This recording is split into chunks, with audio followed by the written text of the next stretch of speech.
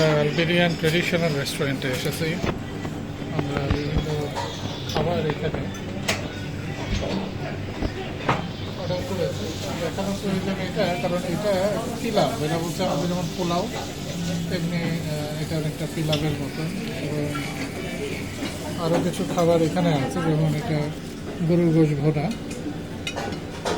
এটা পিলাও, কিছু রুটি নিয়েছি, আর এটা চাইনিজ স্যুপ, ট্রেডিশনাল নুডলস, তো ওই জন্য চাইনিজ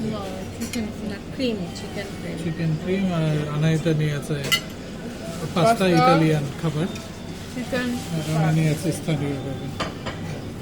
তো চমৎকার এনভায়রনমেন্ট এখানে, চমৎকার রেস্টুরেন্ট, এবং খুব যে বেশি দাম এখানে খাবারটা